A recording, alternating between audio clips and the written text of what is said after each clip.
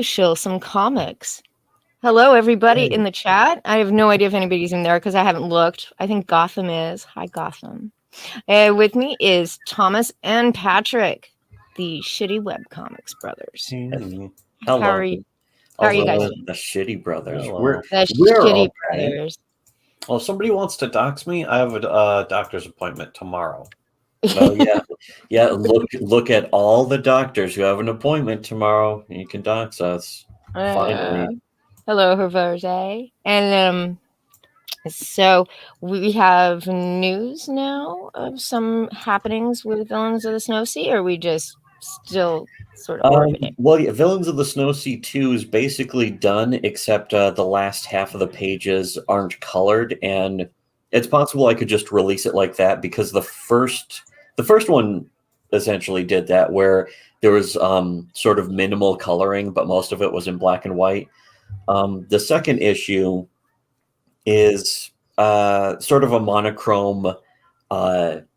It's like a situational monochrome where the interiors are sort of red, a sort of red, tones, and then the exteriors are sort of blue tones, and that goes up to like page 15, and then it's just black and white, and the artist Arxley was looking for somebody else to do that, and I don't know, he was willing to pay somebody too, but he couldn't really find anyone. And I was like, well, I like your coloring, but he sort of I can't say disappeared. I don't know where he is though. He hasn't disappeared, but I can't find him. Yeah, we have a lot of situations like this where we work with a lot of artists who are really talented and interesting, but they get into situations where they have other lives, like they're not primary full-time artists. Well, if I think of the other artists, I think of Clumsor, who basically is like, he's spoken for forever. He's been doing the party since, I don't know, 2014 or something. I think longer than 2014 even, but yeah, he's basically bought by a full-time, a permanent commissioner just about. And he does like drawings and doodles and stuff for other people, and he's done gift art for us too. But basically, when it comes to, like, I've asked him, hey, would you be able to do a comic with me? I have asked Clumsor this, and he's like, nah, I'm pretty much, taken up.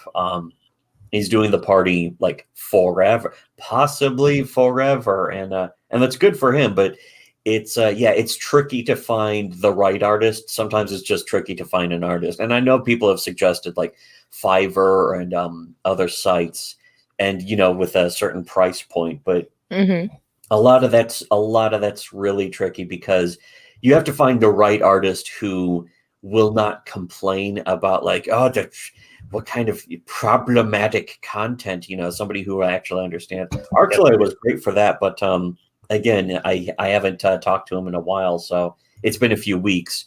So as far as the comic being finished, that's good, but as far as the rest of it being colored, the question is, do I release it with the last half not colored in, or do I find a colorist? And so far, again, I don't know a lot of people who are just colorists who would be willing to work on this, but the second issue also is straight up just adult content. So finding a colorist who's willing to do that, because Arxley did ask somebody, and they're like, oh, maybe I could, and then they sort of realized the amount of nudity they were going to have to be staring at the entire time. And like, you know what? I don't know about that. That's my favorite Laylee picture. Yeah, this one's from Calf Fun, and this will probably be the cover for issue 2, or I'll squish it down somewhere so it fits on the cover. You should, because that's like, that picture's totally badass. Yeah.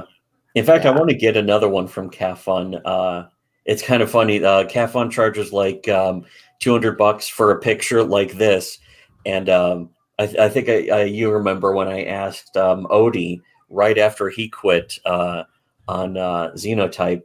Actually, I think I suggested this as soon as I saw that he quit Xenotype. It's like, you know what? We should hire him.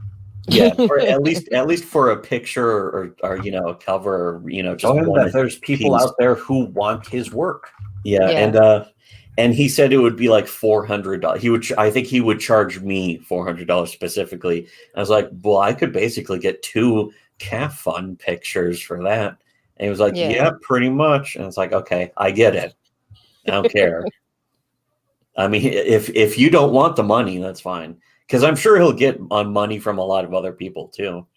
Oh yeah, I'm sure he's pretty well sought after. Mhm. You know, it's not like the kid doesn't have talent. Not It's easy to get not $400 worth, but Yeah. It's easy to get like covers and pinups though, but finding somebody who can dedicate to 20 to 30 pages of a comic is a lot trickier for me. So I am looking for other artists for other comics. In fact, my brother is thinking about getting or starting comic, or trying to, because he's been talking very close. I'm very close to being able to actually start getting the comic drawn.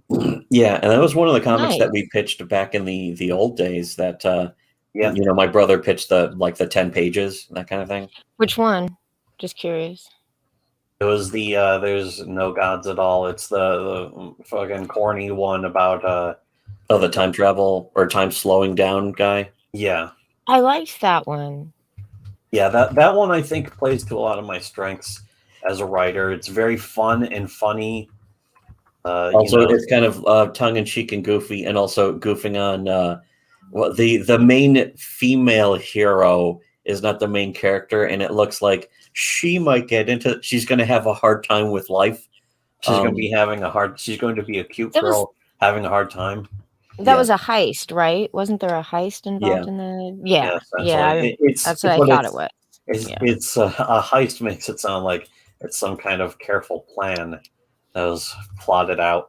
Yeah, no, it was just sort of like the main guy had the power to either slow down or freeze time, so that he could just go take money if it was laying around. It's essentially bullet time. It's the thing is, I came up with the idea originally where it was like, I could do superhero stuff, but who cares? A lot of people that make their superhero stories, it's all about the powers. What are their powers? How do their powers work? Me, I don't care. It's about the story. It's about the characters. Yeah, it was the heist do with life. Yeah, the heist part was just a device to get the characters to clash. That's how that was. It wasn't like a and so the female, it was no Ocean's 11 or anything. Yeah, the cute girl is the superhero, and she's the good guy. She would have been the protagonist in any other story.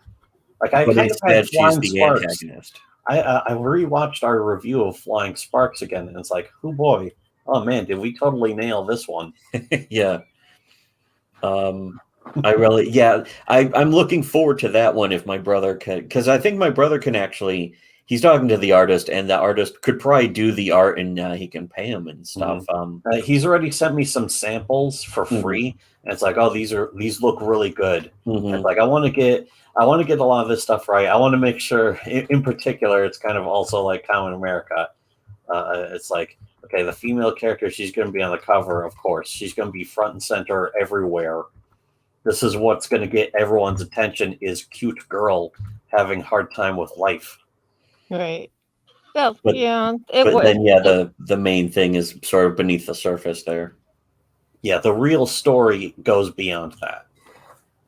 And then we got lots of scripts just laying around. Because here's Villains of the Snow Sea 2. This is a little preview pic of the introduction of the character that I named my accounts after. Which, boy, does that it's a slightly awkward thing now, but Thomas here getting ready to go out, and this is that monochrome effect I was talking about that Archulay did, where it's the exterior is the sort of blue monochrome, not literally monochrome, but that shading. It's color shaded, and I really like how it looks, and I like how he did it, and he basically went through he just went through the pages just doing the line art for the rest of him. So the whole comic is done. It doesn't have this coloring effect on the majority of the pages actually. But if that was done, I would be able to just release it. I'd be able to try to figure out how to make a dumb PDF so that I can have the paperback version sold. all that stuff. So that's the closest to being done. Oh yeah, you know what's something I don't know if I should talk about, but I wrote a little sort of mini comic for another artist pal who they didn't ask for it, but I was like, oh, what if I wrote this comic? I'm not even sure if I should say who though specifically, but let's just say it's somebody that we all know. It always feels creepy being like it's somebody because that just reminds me of somebody being like, this is a publisher you've heard of, and it's it turns out that they're doing like illegal activity or some shit. Yeah. Boiler Room Publishing. Yeah, Boiler Room Publishing or Dynamite Comics in this case. But yeah, I'm looking for artists for a lot of the other completed, finished, sitting around stories that are like this. A lot of them are like Villains of the Snow Sea, where they have this kind of continuing storyline. Literally, on the other hand, number 2 is still going. In fact, I think page 5 got inked, but it kind of shows how delayed that one is because and here's a little preview of that. Page 5 is good, but it's also it's at least we haven't asked for money for it yet, because it would be late by that standard, and a lot of other people, they'll take money from a lot of their crowdfunding campaigns. They do these campaigns, they take money, and then they're a year late or more, and it's like that's really disrespectful. This one, it's late, and that sucks, but we haven't fleeced a bunch of backers for that. I mean, let's face it, with those other people who are usually late, those other people, they have no intention of ever actually making anything. Well, also, they don't do anything else. That's another thing. They're artists whose entire job is making the comic. The artists I have for these comics, they do other stuff for the most part. Like the main artist for this has a job and a family and all that stuff. And doing the art for the comic is not his main job. And he hasn't been paid for the whole comic. He's been paid for, I think, the first 9 pages. So, and I would like that to be, caught up, and I would love to have this finished by this year, but I'm not even sure what the progress will be on this. But if we got more support, then I'm sure, I could throw more money at the artists, and that would give them that much more incentive to get it done. But as it is, we're not only, flying so far under the radar, we're being, deplatformed. We've been deplatformed, earlier and more times than almost any other. More frequently, more. Well, it's only been what, a little over a year since you actually decided to go ahead and pull the trigger on Literally 2, right? I mean, it hasn't been, it's been simmering, and you'd done one, but you hadn't really. I had all the scripts. This is the saddest part. I had all the scripts written in like 2014. And so that's about the time that they were ready to go. But as far as getting the artist, it was about, I think it's less than a year necessarily. It's maybe 8 months. And so, that's going slow. But the main artist, the penciler, had a lot of stuff going on. And the shutdown actually negatively affected them, not just in the art, the art avenue, but they're having a hard time managing a lot of stuff. And I don't know their whole story either, so I can't speak for them on everything. But I just know that they've been held up with a lot of different. Do we want to go into Arxelay's troubles? Well, yeah, the Arxelay is a whole different story too, and he's been having trouble with life and stuff because of the shutdown. It's not just the shutdown, but like the whole passport thing and the possibility of like Stasi's secret police just taking over all of Europe. That'll, I guess, negatively impact his life too, and it's making him paranoid too. So that doesn't help. That's always another aspect of artists is you have to be able to work with them if they're having life troubles where their life is the highest priority. And they're not really getting paid for. Like Arxelay didn't even want to take money for the art, and for Literally the art fees are much lower. Like being silenced by so many other creators and being deplatformed, and other creators, taking money from Comicsgate to pay other people to do gay ops and get us deplatformed. That makes it harder for us to get any work out there. And then they'll all go and gloat about it and celebrate how they've essentially censored another creator. And that's what Comicsgate has objectively done, is that they censor creators, and we're the living proof of that. But still at the same time, we're getting the comics made as much as we can. But what we always need, and the hardest thing to really get, is public support and people sharing and talking about our comics, because a lot of people still don't do that. Like, even people who say they support comics, they don't actually help share and support this. Just our backers and our supporters do that. But it's a really small corner that we're in, of course, because other people with a lot of money, Comicsgate gathers all this money, and they use a lot of it to help keep people like us deplatformed and censored, and all that stuff. I read a really crappy book this morning, so I reread Literally 2 after today as a little palate cleanser, and Yeah. I'm literally, and not literally 2, but literally 1, and I still love that book. Mm-hmm. I've got to and say. one other thing I think worth pointing out is, to sort of break out of the corner, I've been posting literally to Webtoon, and it's on its own, without any help. It's getting its own audience. And yeah, I have the link to that in the description, as well as the Villains of the Snow Sea Sea on on Webtoon. Webtoon. You can still get literally a physical copy on Amazon, and the link is, I linked everything in the description. Yeah, I'm basically going for like every avenue I can. There's the digital copies on Gumroad and Comixology, and then there's the physical versions on Amazon. And the physical version always going to be the most expensive, naturally. The digital one much less expensive, and then the Webtoon version is going up like 1 page per week. So that's going to, you can't read the entire comic on Webtoon yet.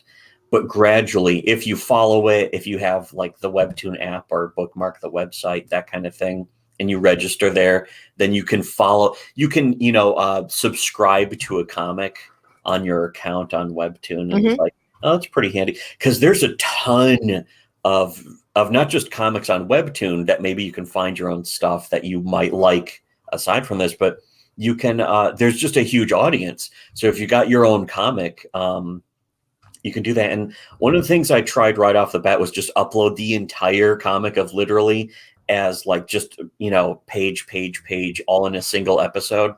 And Arxelay actually had experience with Webtoon, and it was like, you shouldn't do this, because that's just one blip, basically. One single upload of all your pages is one blip. Whereas if you upload 1 page a week, that's one blip per week, and you keep you kind of got to play the algorithm. Yeah, and like every single week we get at least one new subscriber. That's one new reader who keeps up with the comic, and usually it's more than that. So we have it's usually about 10, in fact. Well, I don't know, but it's 62 hearts. We got like 24 subscribers, which again isn't a lot, but it's after 6 weeks, that's just on its own power from people on Webtoon finding it on their own. It's more than Comicsgate ever did for us. Yeah, certainly for other indie creators. Meanwhile, while they're supporting stuff like Red Rooster, that apparently is only coming out now after it's been in at Walmart for a year.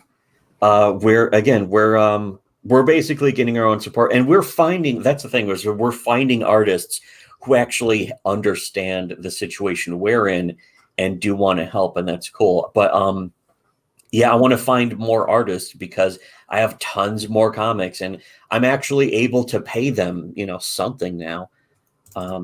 So that's what I want to find is somebody who actually wants some money. The thing is that they can't just be one of those typical Comicsgate supporting kind of artists, because so many of those are not trustworthy for a lot of reasons. And, we've gone into that in the past, but But I found people, and even my brother's finding people, and it's good that we're sort of getting off the ground, but it's still all slow going, which is why, with literally two, I wish it was faster going, but at least it is going, and all the stuff looks great so far.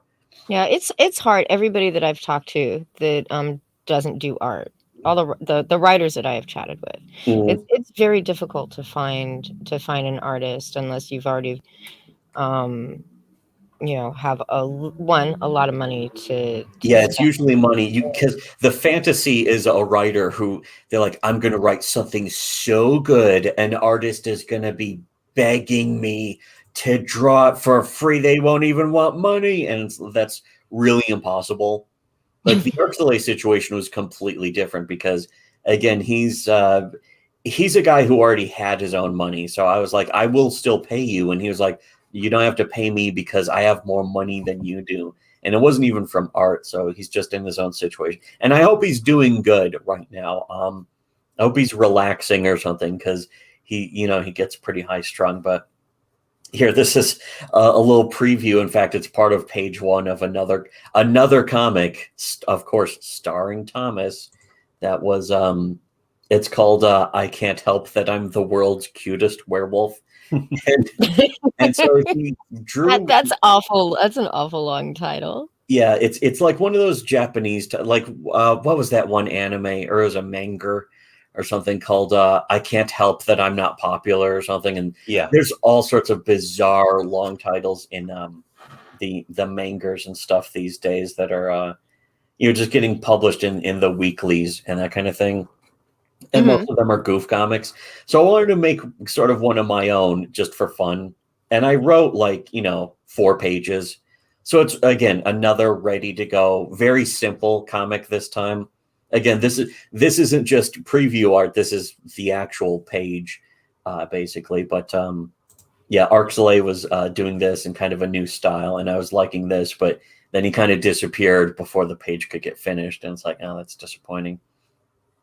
But still, yeah. And what is this one going to be about? This one's about Werewolf. This one's like pure gag comic where it's like one of those school fighter comics where it's like everyone's, oh no, they got the text that says you have to fight somebody, and it's all part of it's the Romance of the Three Kingdoms, alternate universe, modern day bullshit. So Thomas is like super impossible, mega powered werewolf, but he's so adorable all the time that all the girls are like, hey, he's cute. And then that just annoys him because he wants to be like ultimate badass, super cool dude instead of kawaii animu protagonist type. And that's the general idea of it. It would be gags, not just based on that, but there was a bunch of other ideas that I had. And a lot of other directions that I could go into. So I just had this idea for it to be like a simple comic that I would upload to Webtoon also. It would probably get really big. Just by just imagine if we had Webtoon always imagine had if there was some kind of audience. pro comics promotion movement. Yeah, that would be nice. Together and would actually help promote one another's work. Just imagine that. This looks really cute, though. Yeah, I like this one. But again, I hope Arcs is either relaxing or getting ready to come back. I hope he's not in some kind of fucking secret prison in Europe right now, or like some kind of vaccine holding detention center or some shit. Some of that stuff has just been crazy, hasn't it? Yeah, that's the thing. That's really what has been sort of driving him crazy, is just the worry about that. And it's like, I wish I could say that it's not true, or that maybe it won't negatively affect you, but I can't really tell him what's going to go on with the world, because I don't know. Yeah, it's his country. Yeah, well, I mean, it's a lot of countries in Europe specifically too. But anyways, yeah, that's always a situation you have to consider, is the world stage when it comes to finding people. And I could try finding artists, but I'm also doing other stuff. There's always something to keep me busy too. And when it comes to finding artists, There's an easy answer to this. It will be never, because they are writers, not artists. yeah, we're not artists. Thank God. Again. But yeah. Yeah, he's in a rush to get people to draw me. Okay. Well, I mean, the easiest way is find an artist. One thing I was told by actually Tim Lim mentioned this to me is that that site Skeb, and there's also Artists and Clients, which is the same thing, where you find an artist, you follow them, and then you sort of hit a button that lets you tag that artist as you're interested in trying to get something from them. And usually they'll list their prices on their profile and their examples of their art and that kind of thing. And then when they're available, it'll email you, it'll notify you somehow, and you go and send them your request or what you want them to do. And then, they cool. charge you or something. And that's cool. Don't do the business until they have the time to do your business, instead of waiting 6 months for them to get around to your commission. Yeah. And it's more of a processed kind of thing, where it's through a form, instead of you finding them and trying to find some way to personally contact them and ask them what their how much it costs, why it costs that much, whatever, what you want. Instead, you go to the site and just click the button, and that's it. And it's a nice way to find artists. The thing is, that's usually for single images. Finding an artist for a comic is a whole different situation. And there's still ways to do it, but it's like, oh, you can go on this Reddit, you can go on this subreddit, and it's like, do I want to hire someone off of Reddit who's just going to complain about the stuff I make? They're going to be like, it's very problematic, actually, that kind of thing. It's about finding the right artist for a lot of the things. A lot of artists are total prima donnas. Yeah. That's and your art I guess some of them would consider it a little problematic. No offense. Yeah. I mean, I don't, but I can see where some people might not the envelope. want to. I personally hate the word problematic. Just to be. I do too. It's the stupidest thing ever, but it's how they describe it. Of course, that's pushing the envelope. That's another thing. Is that as writers, I always thought that should be the job. And in comics, so many people in comics seem so disinterested in pushing any envelope to anything. They want to create some of the most just mediocre product, the most cliched things. And I'm like, you should be looking to take comics to the next level, and nobody else in comics really wants to do that. Facebook page. Here's the problem. I have no Facebook thing, and I'm never going to make a Facebook account because for a lot of moral reasons, Facebook is an immoral and incorrect website to use. Basically, it's like giving your private information to the CIA. Except Facebook is unironically doing that. It feeds like all of you. Now, Facebook installs stuff that will keep an eye on everything you say on every program on your computer and all that stuff. And it's like, I don't care about it. I wouldn't be concerned about that, but I don't want to do that. Right. I already had a Facebook, and it's like every website was like, oh, you liked this once on Facebook, so here's something for you. And it's like, this is a completely different website. I'm on a different browser, even. What is the incognito button for? Isn't it supposed to make the FBI start crying? Instead, it's like a secret back door. It kind of is, isn't it? Yeah. So we've got Literally on Webtoons once a week. And what days do you update that? Literally is on Mondays. So tomorrow will be a new page. And then Friday is for Villains of the Snow Sea. And on my Twitter, which I know Twitter's not really any better than anything else, but Twitter's at least like deniable enough. It's kind of funny. It's that Twitter is so disconnected from anything else, weirdly, when it shouldn't be, but it still is. But I update, all of our stuff whenever anything new goes up. I make sure to post it on Twitter. But I mean, if you're going to follow the Webtoon, the best way to do it is beyond Webtoon. A lot of people, I think, don't really calculate that either, where it's like, oh, how do I keep up with this? And it's like by keeping up with it. And some people, I always thought it was funny telling people to like, share, comment, and subscribe. And it's like, people should know to do that. You shouldn't have to tell anyone that. And yet for some reason you always have to tell. If you don't say it, people like don't do it. Like that. They're the sheeple or something. We straight up got that. We straight up got, what was it, John Malin to specifically not only subscribe, but then unsubscribe every single time. Yeah, that's the thing. But we would jokingly say to subscribe, unsubscribe, and resubscribe. And John Malin unironically did that. And it's like, he's doing that because we said to do that? I didn't know it was that easy to get people to do that kind of thing. I didn't think people did it either. But unironically, they did. Mike S. Miller also did that. He subscribed, unsubscribed, and resubscribed. And speaking of subscribing, that I might as well mention that also our YouTube channel. We've been back for a while now. It's the Thomas Roy Loop YouTube channel that basically is a holding place for unlisted videos that you can only watch if you subscribe to our Subscribe Star, because we can't have public videos anymore.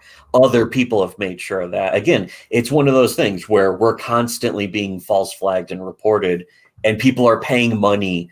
Again, Comicsgate's essentially paying a lot of money to finance deplatforming, specifically of us. So if you want to support us, you have to, and if you want to actually watch our videos, you have to pay us now. But as far as the comics, it's like you can read our comics for free too, because that's really what I want, is for people to read our comics. The making YouTube videos is kind of irrelevant. Well, I enjoyed both of your comics. Yeah, that's the thing. A lot of people have told me it's a lot of people who are other creators have told me, "Holy shit, your comic is actually so good. I've reread it." People are telling me that they reread literally multiple times. I have. Who even says that about the big names in the indie comics who are getting all this money? Nobody even seems, they slab their comics, which means nobody reads them. Yeah. No, I've reread literally quite a few times. Even I read it. Today was actually, God, I don't know what, like maybe the fifth time, and it finally penetrated my brain that the werewolf character was Thomas. Yes, that's right. Like it finally went into my head correctly, and I'm like, oh motherfucker, how did I miss put him that? in most of my comics, most of my recent comics. There's a few comics that I'm still trying to get, like Antipode. That one doesn't have Thomas anywhere in it. That's a really old one. I think I wrote that in 2011 or 20. I think that was more like 2009 or 10 actually. But yeah, I was trying to get that one made for a long time, and that fell through. But I'm always looking for more artists and that kind of thing. But they have to be good and reliable, which again is one of the hardest things when it comes to the sort of American community of comic creators with artists. They're just not. They're not really reliable. Like even Arxley, I found, is more reliable than most American comic artists because he's willing to draw stuff that American comic artists aren't capable of, like in that sort of style that is appealing without the sort of weird, like square jaw, generic house style of Marvel and DC that everyone had been trying to imitate for decades. Yeah, that is sort of a dead end now. Well, we only intended this to be a really short stream. Yeah. So, was there anything else you wanted to cover real quick? Did you Did you post the thing, or did you show the art that I got from Dog? Oh yeah, I didn't send her that actually. No, he didn't send it. Probably don't have to. I didn't get his permission to show it anyway, so I'm not sure if he wants. Oh yeah, the artist. That's right. You were saying that you might want to ask him first if it's okay to show that. Yeah, which he probably would be, but again, we didn't. Yeah, it was like a few minutes ago. Before you put it up on your Twitter, and I'll definitely retweet it. Yeah, I could do that. Well, he has his own Twitter account. I can retweet him too. Not my brother, Yeah. but the artist who's Yeah. No, doing not it. your brother. My brother. Yeah, I'm he not won't sure go if I anywhere want near. to even mention his screen name yet. I'd have to get clearance. Yeah, that all is of something else. Is that I would love to tell everybody about the artist team I have for Literally Two. They said not to because specifically they know that they would just be attacked by other, not just Comicscape, but there's a lot of there's stuff that I can't even get into about that. Because to get into it would completely give the whole game away. And Well, it's hard, yeah, not only, I mean, there's sort of this weird dynamic is there's a lot of artists and colorists and editors, and well, probably not a lot. I don't actually, never mind, Comicsgate doesn't hire editors, yeah, of but course not. there's They don't even really have writers. yeah, who get hired by various creators in Comicsgate, who don't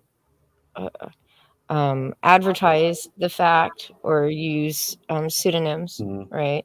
Yeah, there's an So that element they of that. don't have There's to deal also, with the backlash of being Comicsgate. But then there are yeah, some even smaller creators who have trouble because those people don't want to get attacked by Comicsgate. So it just becomes like this, weird snake eating its tail thing. like even George Alexopoulos had talked about how he had not that problem so much, but his involvement in Comicsgate just got him attacked by people in Comicsgate because they just wanted to attack people. The thing is that he had his own momentum.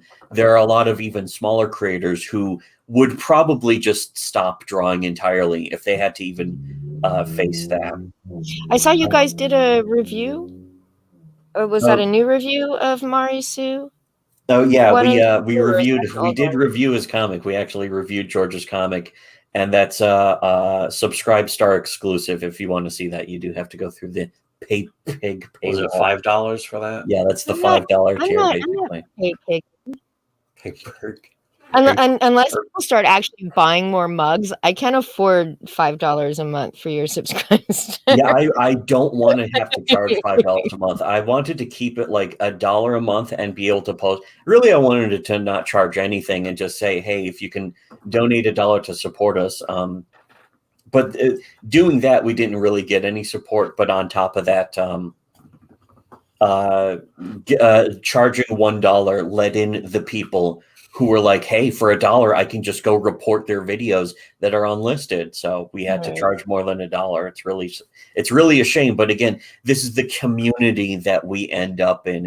It's not just the comics. It's not just the comics community, but the comics community is one of the worst ever. Like the creators, but also the fans are some of the worst people in existence to ever have been spawned. But I have met.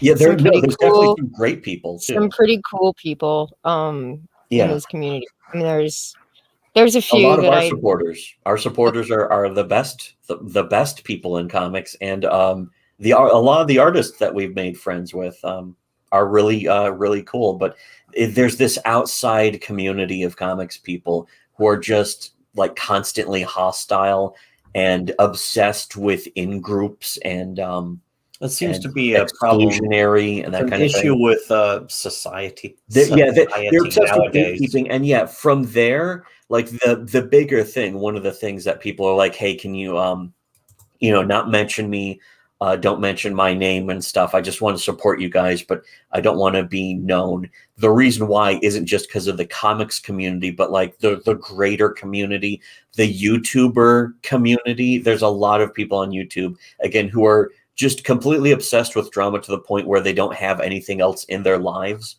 And, we do a weekly drama show. Yeah, exactly. And that's an element. That's an element of that. Well, that's like the scooping up. It's like scooping up the litter. Yeah. In an ocean of dog shit. I think the one thing though is I do try to keep my personal self out of the drama. So exactly, and that's as much as we can. I mean, that's kind of the goal. That should always be the goal. In comics, you should basically be you should be trying to keep your identity out of it and keep your works out in front, which is what we're always doing. We're always being like, hey, here's our comics. Our comics are out there. They're completely public. If you really want to support comics, here they are. And I think a lot of people sort of fail that test.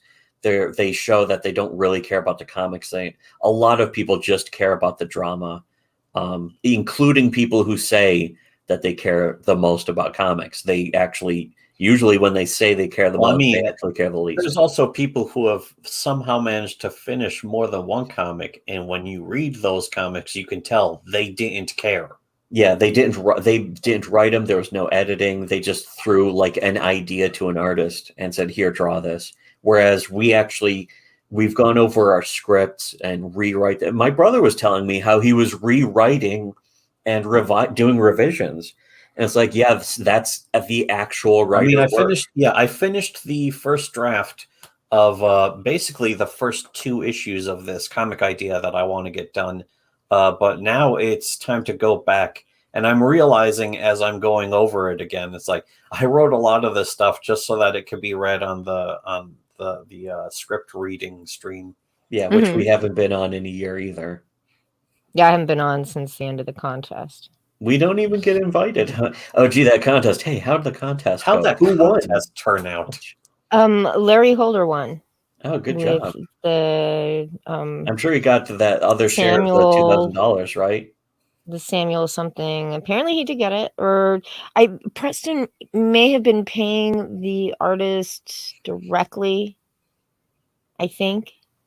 I know he'd had some difficulty with the artist. Shock. I think he had some difficulty with the funding, apparently. Somebody else who was supposed to donate money, I guess, didn't. Yeah. No, Poulter covered the whole. I was following that stuff pretty closely because it was like, hey, finally somebody's got an actually good idea that wants to support new creators. Yeah, it's like a vested interest in helping to get fledgling creators off the ground. Personally, I think that's what there should have been a comic movement for that. There never was, though, and never will be. Yeah. But also, I never heard about the end of that. It just kind of disappeared. It turned to dust and blew away. Yeah, oh shit! Now I have to read it. I was gonna wait until it was in my hot little hands. I guess I'll have to.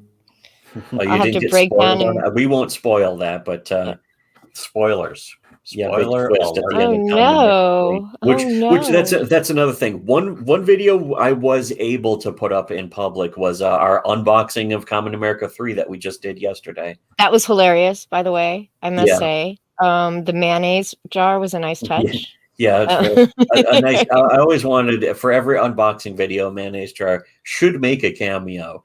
I know Tim and Mark like that too. Mayonnaise should be in the background somewhere. It'll be like our hidden thing. Yeah, if you're a fan of Tim and Mark, if you're a fan of Common America and Tim and Mark, you should check out their favorite unboxing video ever.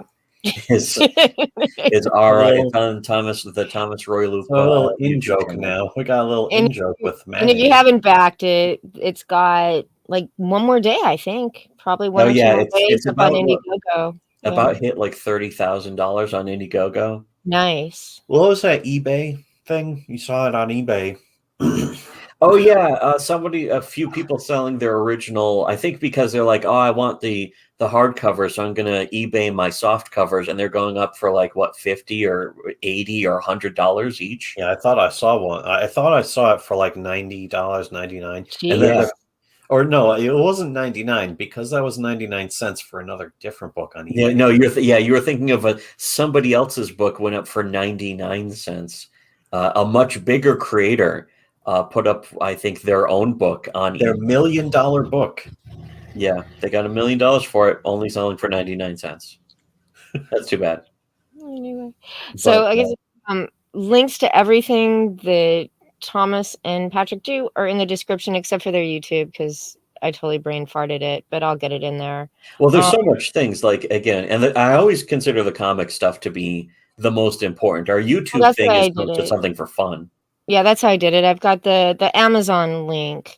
Their Gumroad, literally on Gumroad, Comixology, and both Villains of the Snow Sea and literally one on Webtoons. The links are all there.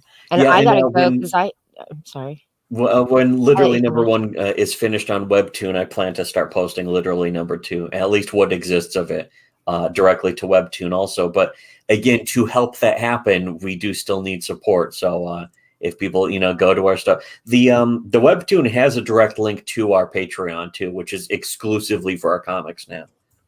Cool. Very cool. And if you send me the Subscribe Star link, I'll put it in the description. I think and as well as Can the I link to Patreon. that myself? I think I have to go to the page here. Yeah. You know what? Here, right here. You can send it to me later.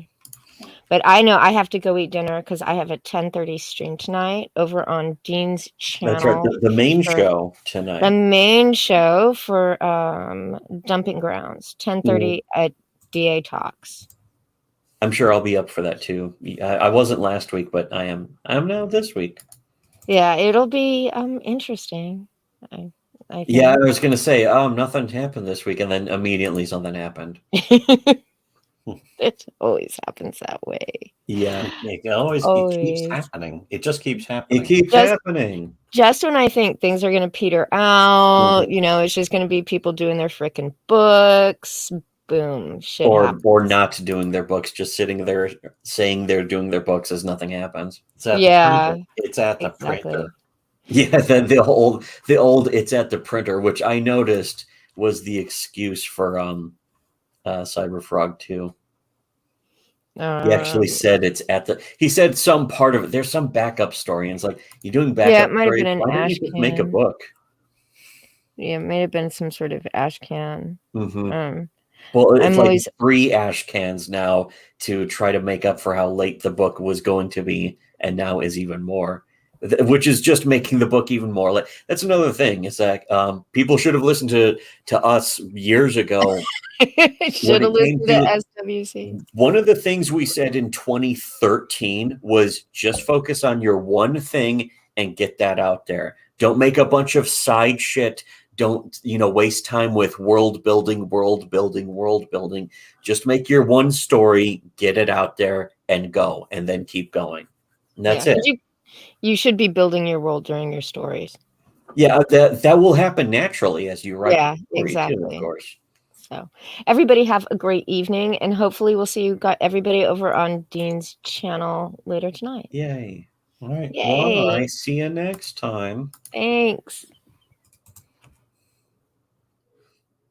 Oh, did she cancel? Well, I'll cash out. That should end the show.